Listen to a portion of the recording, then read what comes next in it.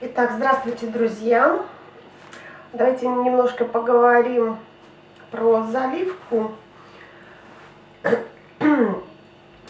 У многих есть такой вопрос возникает, почему образуются трещины. Я попробую объяснить. Трещины образуются из-за того, что слишком толстый слой на поверхности. А толстый слой почему может быть? Потому что краска густая. Соответственно, ее надо делать более жидкую. Тогда слой будет тоньше, и при высыхании краска не будет трескаться. Толстый слой, он неравномерно высыхает. Где-то быстрее, где-то медленнее. И из-за этого начинает растрескиваться. Появляется такой своеобразный кракелюр. Надеюсь, я объяснила. Еще кракелюр может появиться, если вы используете белую строительную краску. Говорю это потому, что сама, в общем-то, с этим столкнулась. И как бы я ее не пробовала использовать, разводила ее с клеем, с лаком, все равно трещины появлялись. Поэтому я бы от строительной белой краски, я бы все-таки отказалась. Так, еще хочу напомнить вам, друзья, пожалуйста, когда добавляете силикон, не добавляйте его много. Вот такой, допустим, силикон у меня.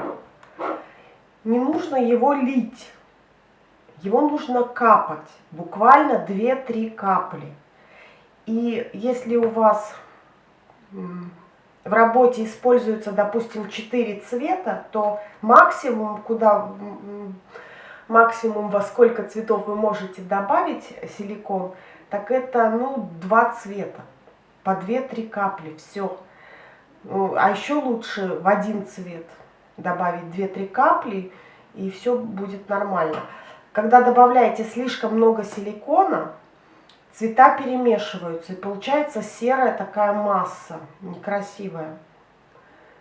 Так, на этом все, наверное. Надеюсь, я все объяснила. Итак, сегодня я буду использовать в работе клей обойный,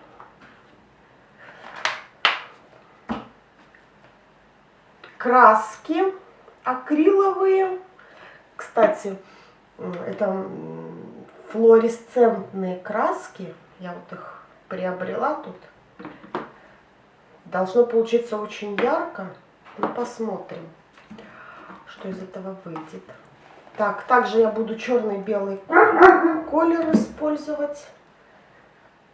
И вот такой еще акриловая краска. И эмаль, возможно, вот такую бронзовую. Итак, возможно, я добавлю силикон, либо такой, но посмотрим по ходу действия. Сейчас будем смешивать краску. Делать. Ой.